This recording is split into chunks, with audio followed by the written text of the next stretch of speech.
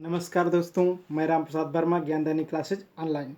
तो अभी तक हमने रसायन विज्ञान के 5 लेक्चर्स में हेलोल्केन हेलोइरिन पार्ट को पढ़ रहे हैं, जिसमें अभी तक हमने 5 लेक्चर्स मतलब 5 पार्ट को पढ़ लिया है। अब आगे हम जो पढ़ेंगे 6वां भाग होगा, 6वां पार्ट होगा। इसमें हम पढ़ेंगे क्लोरोफार्म के रासायनिक गुणधर्म को।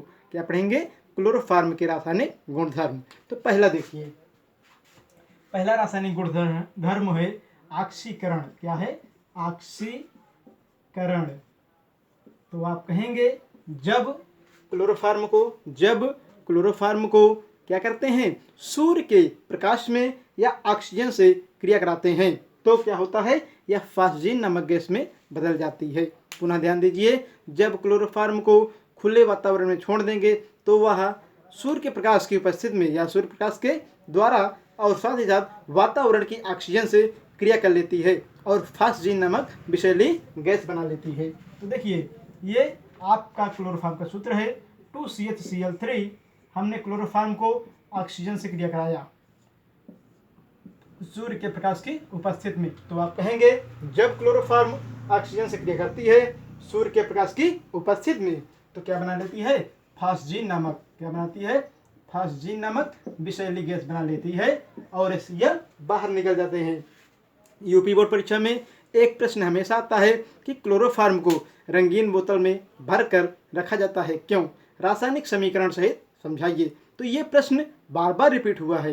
क्लोरोफार्म को रंगीन बोतल में भरकर रखा जाता है क्यों? रासायनिक समीकरण सहित समझाइए। तो आप कहेंगे कि क्लोरोफार्म को यदि हम रंगीन बोतल में नहीं रखेंगे तो वह सूर्य के प्रकाश और वातावरण के ऑक्सीजन से क्रिया कर लेगी और यह क्या बना लेगी? एक प्रकार का कार्बनिक यौगिक बनाएगी जो होगा फास्फीन। क्या होगा? फास्फीन होगा और जो फास्जीन होगा और HCl बाहर निकल जाएंगे तो इसका नाम क्या है? फास्जीन है। फास्जीन, ये है फास्जीन है। अब अगला देखिए, आप कहेंगे दूसरा है एसीटोन से कि मतलब क्लोरोफार्म को एसीटोन से क्रिया कराइए। हमारे पास यहाँ पे क्या है? यहाँ पे है CHCl3। ऐसे आप लिख सकते हैं। पहले लिखेंगे CH3 और ये आप कर देंगे एसीटोन प्लस यहाँ पे करेंगे HCl। देखिए, आप इसको ऐसे लिख सकते हैं Cl। ये KOH की उपस्थिति में रिएक्शन हो रही है। पुनः ध्यान दीजिए, जब एसीटोन को क्लोरोफार्म से KOH की उपस्थिति में क्रिया कराते हैं तो क्या बनता है? बनता है आपका एक यौगिक जो क्या है? क्लोरीटोन। क्या बनता है? क्लोरीटोन। तो आप कहेंगे जब एसीटोन को क्या है? एसीटोन को किसके साथ? क्लोरोफार्म के साथ क्रिया कराते हैं तो एक प्रकार का कार्बनिक यौगिक बनता है जो क्या कहलाता है? क्लोरीटोन कहलाता है। तो आपने इसको देखा। अगला देखिए, सिल्वर के साथ क्रिया। सिल्वर के साथ देखिए, यहाँ पे लिखेंगे 2CHCl3। ये क्या है? क्लोरोफार्म है। 2CHCl3 plus 6Ag। मतलब जब क्लोरोफार्म को सिल्वर से क्रिया कराते हैं तो क्या होता है? तब बनता है आपका 2CHCl3। तब क्या बनेगा यहाँ पे? तब बनेगा आपका 2CH। इसको आप ऐसे भी लिख सकते हैं, ऐसे इस रूप में लिख सकते हैं प्लस 6Ag। क्या होगा? 6AgCl बाहर चला जाएगा। 6AgCl बाहर चला जाएगा। तो आप क्लोरोफार्म को जब सिल्वर से क्रिया कराते हैं तो एथाइन बनता है। क्या बनता है? एथाइन बनता है और 6AgCl बाहर चला जाता है। तो हमने इसको देखा। अब अगला देखिए आप कि अगला गुणधर्म क्या है इस क्रम में। अगला हमारे पास जो गुणधर्म है वह है बेंजीन से क्रिया। किससे? बेंजीन से क्रिया। तो आइए हम क्लोरोफार्म को किसके साथ क्रिया कराते हैं? बेंजीन के साथ क्रिया कराते हैं। तो हम कहेंगे जब क्लोरोफार्म को बेंजीन से क्रिया कराते हैं तो क्या होता है? ये चीज़ क्या है? देखिए, यही तो है आपका क्लोरोफार्म। यही है आपका क्लोरोफॉर्म। अब आप बेंजीन से क्रिया कराएंगे तो यहाँ पे आप कर देंगे बेंजीन के कितने अणु, 3 अणु कर दिए। यहाँ तक तो सबको समझ में आया होगा।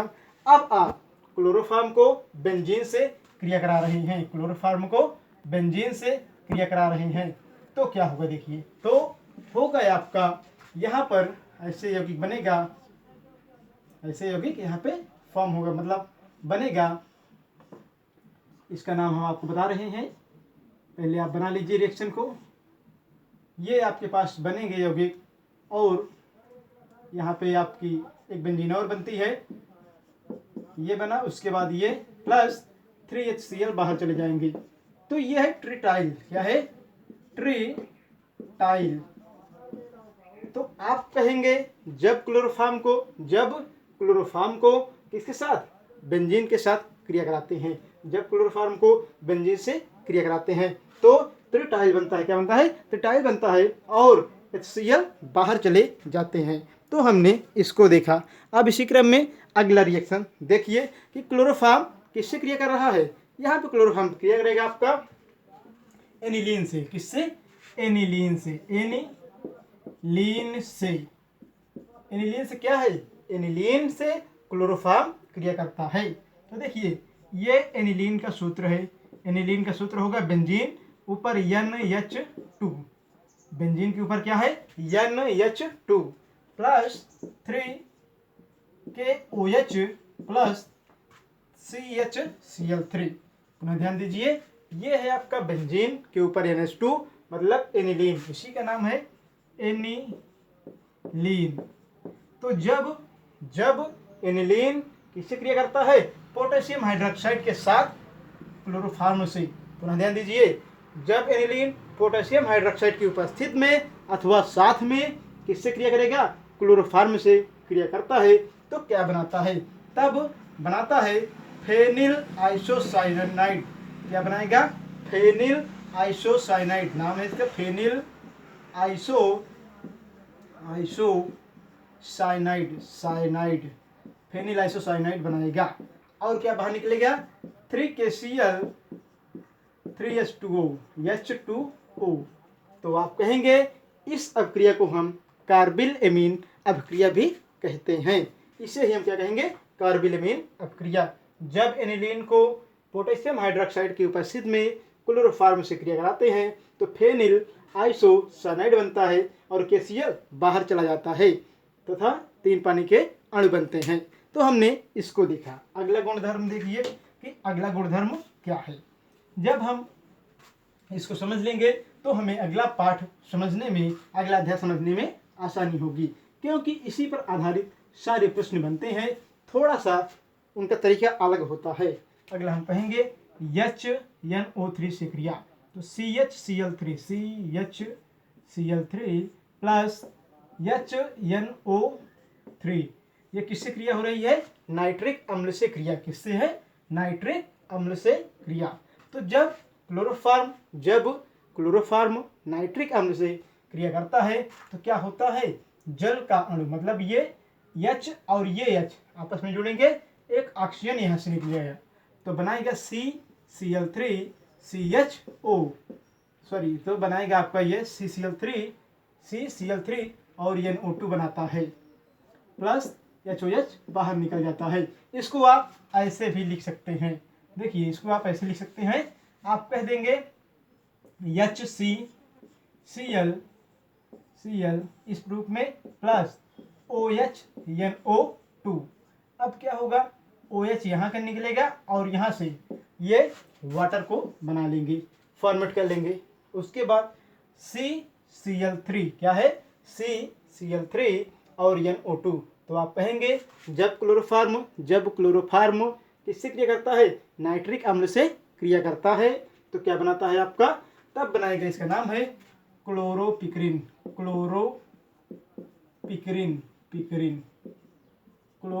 बनाता है और HOH बाहर चला जाता है। तो भाषा में आप कहेंगे जब क्लोरोफॉर्म किससे क्रिया करता है? नाइट्रिक अम्ल से क्रिया करता है, तो क्या बनाता है?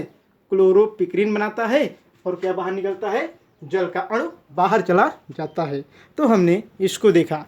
अगला देखिए जो हमें समझना है, अगला हमें समझना है कि क्लोरोफॉर्म के और क्या क्या रासायनिक गुणधर्म है। तो अगले क्रम में हम पढ़ेंगे यहाँ पर कि क्लोरोफॉर्म किससे क्रिया करता है, KOH से क्रिया करता है। तो हमारे पास ये है यहाँ पे क्लोरोफॉर्म का सूत्र CCl3 और किसके साथ करेगा आपका KOH। तो देखिए जब क्लोरोफॉर्म पोटेशियम हाइड्रोक्साइड के 3 अणु से क्रिया करता है तो इस कंडीशन में क्या होगा, यहाँ पर ये इतने भाग बाहर चले जाएंगे, बाहर निकल जाएंगे। तो -3 KCl क्या कर देंगे आप, -3 KCl। जब क्लोरोफॉर्म पोटेशियम हाइड्रोक्साइड से क्रिया करता है तो इतने अणु बाहर चले जाएंगे। बचेगा क्या आपका, ये बचेगा OH इस रूप में, OH। अब इसका नाम एक बार देख लेते हैं। इसका नाम है 1,1,1 try hydroxy 1,1,1 try hydroxy methane, ये इसका नाम है और आपने इसको निकाल दिया। अगला देखिए किससे क्रिया कर रहा है, अगला है सोडियम एथॉक्साइड से। किससे, सोडियम एथॉक्साइड से, सोडियम एथॉक्साइड से। तो देखिए सोडियम एथॉक्साइड से क्रिया कराएंगे किसकी, हम क्लोरोफॉर्म की क्रिया सोडियम एथॉक्साइड से कराएंगे। आइए हम देखते हैं। ये है आपका क्लोरोफॉर्म CHCl3, ये है आपका सोडियम एथॉक्साइड OC2H5, NaOC2H5, उसके बाद NaOC2H5, ये बन गया। तो ये क्या है, क्लोरोफॉर्म है, ये क्या है, सोडियम एथॉक्साइड है। अब क्या होगा, इतने अणु बाहर चले जाएंगे। जब इतने अणु बाहर चले जाएंगे, बाहर निकल जाएंगे, तो क्या होगा, -3 NaCl हो जाएगा। और क्या निकलेगा यहाँ से H, उसके बाद यहाँ पे बंद बनेगा आपका O, और यहाँ पे है C2H5, क्या है, C2H5। उसी प्रकार OC2H5, उसी प्रकार OC2H5, ये बना। अब हमने इस यौगिक को देखा तो आप भाषा में कहेंगे, जब क्लोरोफॉर्म को सोडियम एथॉक्साइड के साथ क्रिया कराते हैं, जब क्लोरोफॉर्म को सोडियम एथॉक्साइड के साथ क्रिया कराते हैं तो NaCl का 3 अणु बाहर निकल जाता है और बनता क्या है आपका, एथिल फॉर्मेट। क्या बनेगा, एथिल फॉर्मेट बनता है, फॉर्मेट। तो आप कहेंगे, पुनः ध्यान दीजिए, जब क्लोरोफॉर्म को हम सोडियम एथॉक्साइड से क्रिया कराते हैं तो क्या होता है, NaCl के 3 अणु बाहर निकल जाते हैं और और आप क्या बनता है, एथिल फॉर्मेट बनता है। तो अभी तक हमने क्लोरोफॉर्म के बहुत रासायनिक गुणधर्म को देखा। शेष गुणधर्म को हम पुनः देखते हैं। तो आप कहेंगे, इस समय हम पढ़ रहे हैं क्लोरोफॉर्म के रासायनिक गुणधर्म। क्या, क्लोरोफॉर्म के रासायनिक गुणधर्म, ये बहुत महत्वपूर्ण है और इसी से संबंधित यूपी बोर्ड परीक्षा में कई सारे प्रश्न पूछे जाते हैं। इन प्रश्नों का तरीका थोड़ा अलग हो सकता है, लेकिन ये प्रश्न क्या होता है, जब कैसे प्राप्त करोगे, बनाने की विधियाँ, या ऐसे भी आ सकता है, निम्न को पूर्ण कीजिए। इसके अतिरिक्त आएगा आपका कि कोई एक प्रश्न आपको दे देगा, ऐसे जैसे दे दिया यौगिक A B से क्रिया करता है, तब हमें कोई प्रोडक्ट, मतलब मान लीजिए आपका नाइट्रोएल्केन या कोई ऐसे बनाता है, आपसे कह देगा आपका XYZ कुछ भी बनाता है, वो आपसे कह देगा कि यौगिक A और B की पहचान कीजिए। तो आपको वहाँ पे समस्या होती है। जैसे यहाँ पे हम समझ लेते हैं एक छोटा सा प्रश्न। ये प्रश्न है आपका कि यौगिक A यहाँ पे क्या है, यौगिक A के 2 मोल, कितने, 2 मोल, यौगिक A के 2 मोल अथवा 2 अणु किस और यौगिक B से क्रिया करते हैं। किससे, यौगिक B से क्रिया करते हैं। यौगिक A के 2 मोल यौगिक B से क्रिया करते हैं शुष्क ईथर की उपस्थिति में। किसके, शुष्क ईथर की उपस्थिति में। तो क्या बनेगा, यौगिक A और B की पहचान कीजिए। पुनः एक बार प्रश्न को देखें। यौगिक A के 2 मोल यौगिक B से क्रिया करते हैं शुष्क ईथर की उपस्थिति में। तो प्रश्न है कि इसमें प्रोडक्ट क्या बनेगा, यौगिक ए और बी की पहचान कीजिए। आइए हम देखते हैं। इसमें होगा यौगिक ए RX plus 2Na plus RX बनेगा आपका यहाँ पे शुष्क ईथर। ये प्रोडक्ट को बना लेगा अपना R प्लस 2NaX। इसी क्रिया को हमने पढ़ा है हैलोकेन के रासायनिक गुणधर्म में, और हमने वहाँ पे पढ़ा क्या, वहाँ पे हमने पढ़ा था अभी तक कि इसे हमने पढ़ा था बुटजफ क्रिया, बुटजफ क्रिया भी कहते हैं। उसी प्रकार आप देखिए CH3Cl प्लस 2NaCH3Cl शुष्क ईथर। तो ये क्या हो जाएगा, ये CH3 प्लस NaCl कितनी बार, 2 बार। तो आपको इस प्रकार के प्रश्नों को भी आना चाहिए, जो पीछे पढ़ाया गया है उसे आप लोग ध्यान से पढ़ते भी रहिए। अगला हम देखते हैं कि अगला हमें क्या पढ़ना है।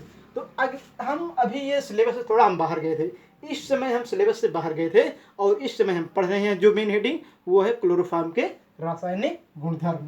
तो देखिए हमने इसको देखा, ये अतिरिक्त चीजें थी। अब हम कहेंगे कि क्लोरोफॉर्म किससे क्रिया करता है। क्लोरोफॉर्म क्रिया करेगा आपका किससे, पाइरोल के साथ क्रिया, किससे के साथ, पाइरोल। तो देखिए पाइरोल के साथ, पाइरोल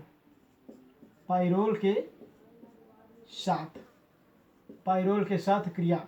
अब देखिए पाइरोल के साथ जब क्रिया करेगा क्लोरोफॉर्म तो क्या होगा, ये है आपका पाइरोल, ये है पाइरोल NH। अब यही क्या है आपका, पाइरोल है, ये यौगिक जो बना है यही है पाइरोल। किससे क्रिया करेगा, क्लोरोफॉर्म CHCl3 से। तो आपका यौगिक जब क्रिया करेगा तो ये बनाएगा ऐसे, रचना बना लेगा, और यहाँ पे होगा N, यहाँ पे क्या होगा N, उसके बाद H, और यहाँ पे क्लोरीन 2 क्लोरो। देखिए यौगिक जो बना है 2 क्लोरो पाइरोल, क्या है 2 क्लोरो पाइरोल प्लस HCl बाहर चला जाएगा। तो आप कहेंगे जब पाइरोल को क्लोरोफॉर्म से क्रिया कराते हैं तो 2 क्या बनता है, 2 क्लोरो पाइरोल बनता है और HCl बाहर चला जाता है। तो हमने इसको भी देखा, ये हमें वीडियो में बराबर दिखाई दे रहा है। अगला हम देखेंगे कि अगला गुणधर्म क्या है। तो अभी तक हमने देखा पाइरोल के साथ क्रिया। अगला देखिए, अगला हम पढ़ेंगे फिनाल के साथ क्रिया। किसके साथ, फिनाल के साथ क्रिया। तो ये क्या है आपका, बेंजीन के ऊपर जब कोई ग्रुप मतलब OH जुड़ जाता है, बेंजीन के ऊपर जब कोई ग्रुप ना हो, केवल OH लिखा हो, तो इस प्रकार की रचना को हम फिनाल कहते हैं। तो ये क्या है, फिनाल है। फिनाल को हम किसके साथ, क्लोरोफॉर्म के साथ क्रिया कराएंगे। तो CH3 यहाँ पे क्या बनाएगा आपका 3KCl, अथवा लिख सकते हैं आप CHCl3। फिनाल हो गया, क्लोरोफॉर्म हो गया, प्लस 3KOH। जब फिनाल को हम किसके साथ, जब फिनाल को हम क्लोरोफॉर्म और पोटेशियम हाइड्रोक्साइड के साथ क्रिया कराते हैं तो क्या बनता है, तब बनता है सैलिसल्डिहाइड। क्या बनता है, सैलिसल्डिहाइड। और इसके 2 प्रतिरूप मिलते हैं, ध्यान दीजिएगा। जब हम फिनाल को किसके साथ, क्लोरोफॉर्म के साथ और पोटेशियम हाइड्रोक्साइड के साथ क्रिया कराते हैं तब हमें सैलिसल्डिहाइड मिलता है। एक मिलता है अल्फा सैलिसल्डिहाइड, क्या मिलता है, आर्थ्रो या अल्फा आर्थ्रो सैलिसल्डिहाइड। दूसरा मिलेगा आपका पैरा सैलिसल्डिहाइड। क्या मिलेगा, पैरा सैलिसल्डिहाइड। तो यहाँ पे पैरा पोजीशन पे आपका ग्रुप जुड़ेगा CHO, इसका नाम क्या है, पैरा सैलिसल्डिहाइड। देखिए लिख दे रहे हैं सैलिसल्डिहाइड।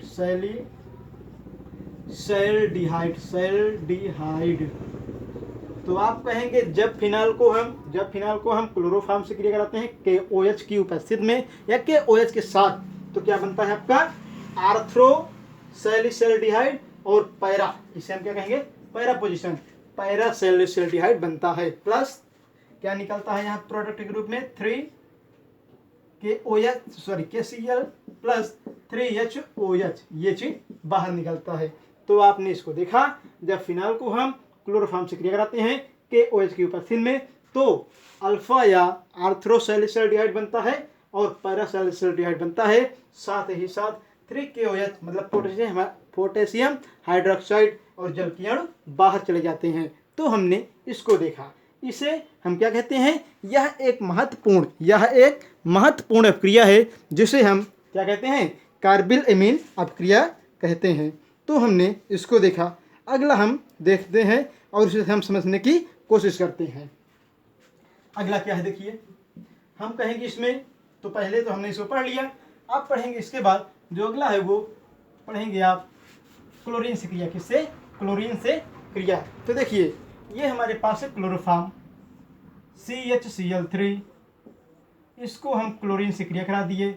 जब क्लोरीन से क्रिया करा देंगे तो ये बना लेगा CCl4 प्लस HCl, ये क्या है, पायरीन।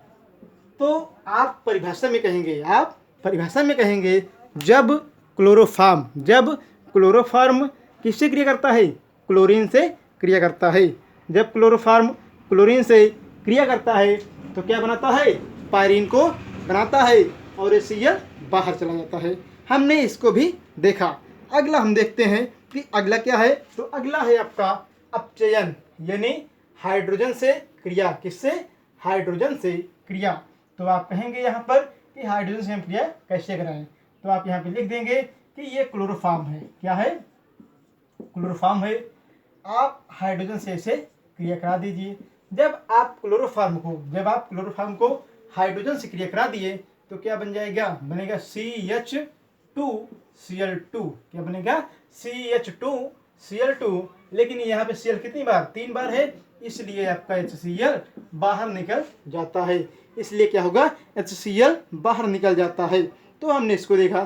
तो आज हमने इसको देखा और अब हम पढ़ेंगे कि क्लोरोफॉर्म के भौतिक गुणधर्म क्या हैं। तो क्लोरोफॉर्म का भौतिक गुणधर्म देखिए, आप कहेंगे क्लोरोफॉर्म रंगहीन, मतलब जो शुद्ध क्लोरोफॉर्म होती है वह रंगहीन ईथर जैसी विशिष्ट गंधयुक्त होती है।